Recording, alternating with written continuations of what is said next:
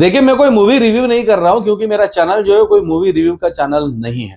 लेकिन जब कोई ऐसी मूवी बनती है जो एंटरटेनमेंट के साथ हमें स्ट्रॉन्ग सोशल मैसेज दे तो ऐसे मूवी के बारे में बात करना जरूरी होता है। वैसे भी बॉलीवुड में ऐसे बहुत कम मूवीज बनती है जिसको बार बार देखने का हमें मन करे।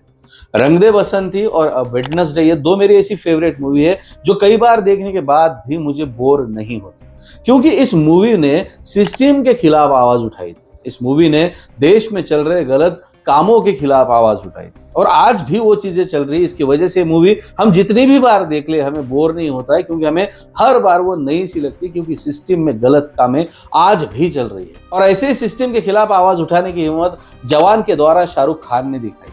अभी हिम्मत इसलिए कह रहा हूं क्योंकि हमारे देश में जो आज बादशाह बैठे उनके खिलाफ आवाज उठाने के लिए हिम्मत की ही जरूरत होती, नहीं तो बॉलीवुड में आजकल स्पॉन्सर्ड मूवी जो है वो बहुत सारी बन रही है। खैर, इस मूवी में जो है ये किसानों की आत्महत्या, हमारे देश पे जो आम लोगों पे कर्जा है उन कर्जों के बारे में बात किया है, जो मेडिकल फैसिलिटीज की हालत है गवर्नमेंट हॉस्पिटल में उसके खिलाफ आवाज उठाई है, और आम आदमी एक कॉमन मैन के हाथ में कितनी ताकत है वो बताने की कोशिश की है। इन विषयों पे इस मूवी में बात की और हम भी इन्हीं विषयों पे थोड़ा सा डिटेल में जानेंगे। और वीडियो के अंत में मैं आपको बताऊंगा कि इस एक्शन मूवी में आपको क्या एक्शन लेने के लिए कहा गया है। इसलिए वीडियो अंत तक जरूर देखें। लेकिन उसके पहले अगर मेरा काम आपको अच्छा लगता है तो प्लीज मेरे चैनल को सब्सक्राइब करें, मेरे साथ बने रहिए। मेरा नाम है जय नाइक और आप देख रहे हैं जय नाइक टॉक्स। ये एक सीख भी दिया है, अभी आने वाले इलेक्शन है पूरा सीख दिया है।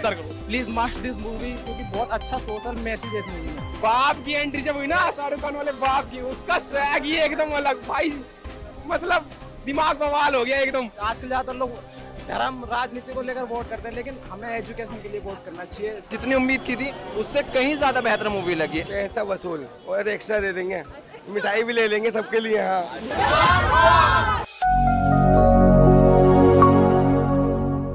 मूवी की शुरुआत होती है एसआरके के एक्शन के साथ, बट ऑब्वियसली मूवी के डायरेक्टर एटली कुमार एक साउथ इंडियन है तो आपको लार्जर दैन लाइफ एंटरटेनमेंट और कुछ चीजें जो है देखने मिलेगी। मैं इस मूवी के कोई भी स्पॉइलर आपको नहीं दूंगा, क्योंकि इस मूवी में जो स्पॉइलर सस्पेंस है वही इस मूवी की असली मजा है।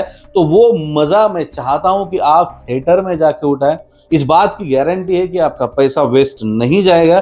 खैर, जिन विषयों के लिए हमने ये वीडियो बनाया है, जिन विषयों पे इस मूवी में स्ट्रांगली बात किया है, जिस विषयों के लिए, जिन इश्यूज के लिए ये मूवी बनाई गई है, उस पे हम एक एक करके अब बात करते हैं। जवान इस मूवी में पहला सोशल इश्यू उठाया है वो है किसानों की आत्महत्या। किसान की आत्महत्या जो है ये सालों से चलता आ रहा मेजर प्रॉब्लम है सरकार के सामने, फिर भी सरकार इसके ऊपर कोई स्ट्रॉन्ग कदम नहीं उठाती।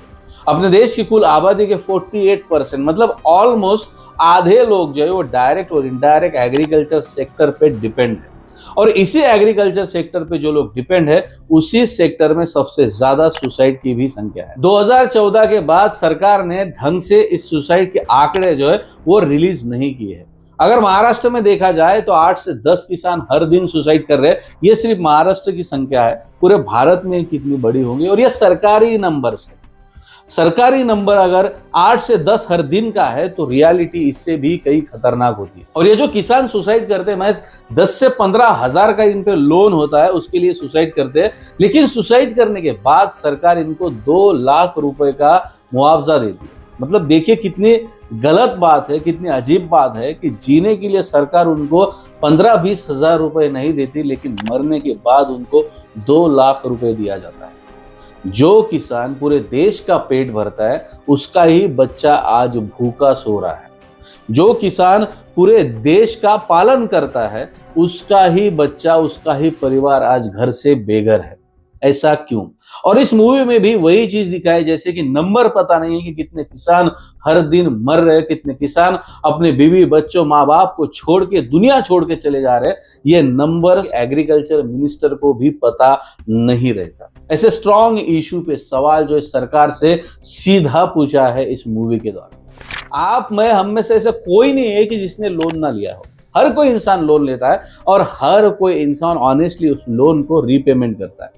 लेकिन कोरोना पैंडेमिक के बाद ऐसा हुआ कि कई लोगों के बिजनेस बंद हो गए, कई लोगों के जॉब चले गए और लोन रीपेमेंट में उनको प्रॉब्लम आने लगी। उसके बाद बैंक ने रिकवरी करते वक्त लोगों का इतना हैरेसमेंट किया कि जिसके वजह से कई लोगों ने सुसाइड कर दी। कई लोग जो है वो बर्बाद हो गए, कई लोगों को अपनी प्रॉपर्टीज, अपनी एसेट्स बेचने पड़े इन लोन का रीपेमेंट करने के। लेकिन यही सरकार ने अपने जो करोड़पति दोस्त है, जो बेचारे मर्सिडीज BMW में घूमते, जो आलीशान फ्लैट, आलीशान बंगलों में रहते, उनको 10 लाख करोड़ का लोन माफ कर दिया।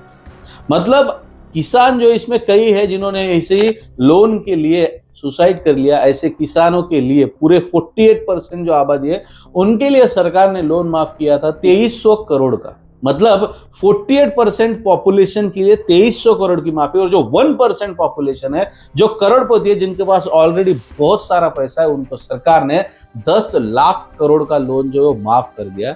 और हमें जो है 1500 2000 के EMI के लिए बैंक जो है हर दिन सताती है, हर दिन हरासमेंट करती है। इसके बावजूद हमने 90-80% लोन का पैसा चुका दिया है। लेकिन यही जो करोड़पति इनके दोस्त है, जो व्हाइट कॉलर बहुत ही इज्जतदार इनके बिजनेसमैन है, ये एक समय के बाद जब लोन चुकाना नहीं होता है तो देश छोड़ के चले जाते हैं। और यही चीज इस मूवी में दिखाई गई है। इस मूवी में और एक मजेदार चीज दिखाई है कि अगर कोई किसान काम करना चाहता है, अगर उसको ट्रैक्टर लेना है तो रेट ऑफ इंटरेस्ट जो है वो 13% होता है। और वहीं पे अगर किसी को आलीशान मर्सिडीज या BMW खरीदनी होती है तो रेट ऑफ इंटरेस्ट 8% है। इससे बड़ा मजाक क्या हो सकता है। देखिए, गवर्नमेंट हॉस्पिटल के फैसिलिटी के बारे में तो बात करना ही बेकार है। आप में से कोई ऐसा इंसान नहीं होगा जिसने गवर्नमेंट हॉस्पिटल के जो फैसिलिटीज है वो नहीं देखी होगी। इस मूवी में उसको मजेदार तरीके से दिखाया गया है। जो हेल्थ मिनिस्टर होता है उसको गोली मार के जानबूझ के गवर्नमेंट हॉस्पिटल में एडमिट करते ताकि गवर्नमेंट हॉस्पिटल का जो कंडीशन है उस हेल्थ मिनिस्टर को समझ में आए। गवर्नमेंट हॉस्पिटल में फ्री में इलाज कराया जाता है, उसके बावजूद भी हम जो है मेडिक्लेम निकालते, लेकिन फिर भी कभी गवर्नमेंट हॉस्पिटल में नहीं जाते। अगर गलती से चले भी गए तो हमें दिखता है गवर्नमेंट हॉस्पिटल में वो चीजें, वो नजारा जो हम एक्सपेक्ट नहीं करते। सबसे पहले तो पेशेंट जब वहां पे जाता है तो पेशेंट के लिए सोने के लिए बेड नहीं होता है, अच्छा कमरा नहीं होता है, साफ सुथरे बाथरूम नहीं होते, ना ऑक्सीजन होता है, ना कोई सर्जन होता है। और ये अगर सब चीजें गलती से आ भी जाए तो बेचारे अपने डॉक्टर साहब प्राइवेट प्रैक्टिस कर रहे हैं अपने प्राइवेट हॉस्पिटल में तो वो अवेलेबल नहीं होते। तो मतलब कोई भी अगर इंसान हॉस्पिटल में जाता है गवर्नमेंट के इंडिया में तो अपनी जान तो बेचारा गवाता ही गवाता है।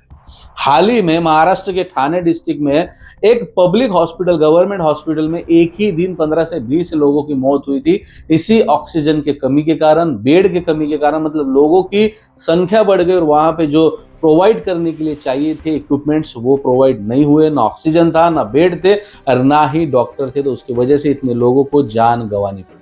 और हर जिले में, हर कस्बे में हमें गवर्नमेंट हॉस्पिटल की हालत ये बार बार देखने मिली। आप याद कीजिए कि आप कब लास्ट टाइम गवर्नमेंट हॉस्पिटल में गए थे इलाज कराने के लिए। इस मूवी में दिखाया गया है कि हेल्थ मिनिस्टर को जबरदस्ती किडनैप करके 5 घंटों के अंदर जितने भी गवर्नमेंट हॉस्पिटल है देश के, सबके हालत जो है वो सुधारे जाते हैं। ये प्रैक्टिकली पॉसिबल नहीं है, लेकिन ये पिछले 10 साल में प्रैक्टिकली पॉसिबल था। 10 साल में हम गवर्नमेंट हॉस्पिटल की हालत, गवर्नमेंट हॉस्पिटल का चेहरा बदल सकते थे, जो हम बदलने में नाकामयाब रहे। और सिर्फ ये 3 ही इश्यूज नहीं है, बाकी और भी देश में कई इशू है। बेरोजगारी है, इन्फ्लेशन है, ये जो महंगाई बढ़ रही है वो है, हर दिन जो प्रॉब्लम चल रहे वो है, महिला सेफ्टी है, बहुत सारे इशू है अपने देश में चल रही है। अब सवाल ये है कि ये सब कुछ बदलेगा कैसे, ये सब कुछ रुकेगा कैसे। देखिए, आप और मैं तो रोक नहीं सकते, हमारे पास इतना वक्त नहीं, हमें 2 वक्त की रोटी कमानी है, अपना घर चलाना, तो इसलिए हम चुनते हैं सरकार को और हम जिम्मेदारी देते हैं सरकार को कि ये जो कुछ भी प्रॉब्लम हम फेस कर रहे हैं ये आपको हमने चुन के दिया है, अभी इन चीजों को आप बदलिए। अगर वो नहीं बदलते तो हम फिर से जाते और फिर से दूसरी सरकार चुन लेते। लेकिन कभी भी सरकार को हम सवाल नहीं पूछते कि जिस चीज के लिए आपको चुना गया था वो चीज का क्या हुआ, जिस चीज के लिए आपको वहां पे भेजा गया था, जिस चीज के लिए आपको देश का इतना बड़ा सरताज दिया था, वो चीज बदली क्यों नहीं। ये सवाल हम कभी नहीं पूछते। 2014 तक एक सरकार इस देश में काम कर रही थी, उस सरकार ने ढंग से काम नहीं किया, इसलिए हमने 2014 के बाद दूसरी सरकार चुन के दी। अब 10 साल हो गए, हमें सवालों के जवाब नहीं मिल रहे कि सरकार ने आखिर किया क्या, आज भी परिस्थितियां वैसे की वैसे क्यों है। अब इस सवालों के जवाब तो आपको ही ढूंढना है।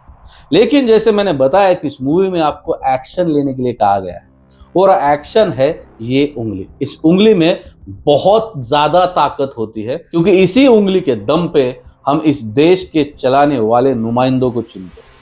अब अगली बार आने वाले इलेक्शन में जब कभी भी ये लोग वोट मांगने आएंगे तो हमें इस उंगली की ताकत दिखानी है। 5 दिन तक चलने वाला मॉस्किटो कॉइल जब हम खरीदते हैं तो हजारों सवाल पूछते हैं, लेकिन 5 साल तक चलने वाली सरकार को कभी भी हम सवाल नहीं पूछते। ये उंगली दबाने से पहले, ये उंगली उनके हाथ में देने से पहले अभी हमको हिसाब मांगना होगा।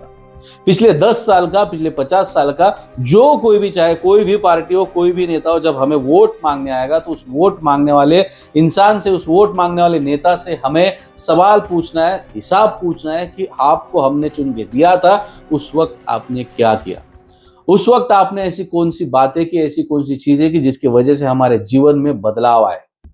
अब अगर आपको वोट चाहिए तो आपको सबसे पहले हिसाब देना होगा। सीधा नारा हमें अब लगाना होगा कि आप हमें हिसाब दो, हम आपको वोट देंगे। एक आम इंसान की इस उंगली में कितनी ज्यादा ताकत है, यह ताकत अब इन नेताओं को बताना होगा। और इसी मूवी में यह मैसेज दिया गया है कि आने वाले इलेक्शन में जब कभी भी आप किसी को चुनो तो सिर्फ धर्म, जात, ऊंच नीच, मेरे कस्बे का, मेरे गांव का, मेरे जात का, मेरे धर्म का देख के नहीं, बल्कि वो इंसान कितना कैपेबल है काम करने के लिए, डेवलपमेंट करने के लिए, और कितना जिम्मेदार है अपने कर्तव्यों को लेकर, कितने लेवल पे हो, अब तक उसने ऐसे कितने कर्तव्यों को निभाया जो आगे भी वो कर्तव्य निभाएगा। हिसाब पूछे, उसके बाद उसको वोट दे। यही इस मूवी का मैसेज है। और रही बात मूवी की, तो शाहरुख खान के करियर की आज तक की सबसे बेस्ट मूवी है। एटली कुमार ने बड़े अच्छे तरीके से डायरेक्ट किया। अनिरुद्ध के बैकग्राउंड म्यूजिक के साथ आपको मूवी एक अलग ही लेवल पे लेके जाएगी, और हर बार की तरह विजय सेतुपति सभी लोगों पे भारी पड़े।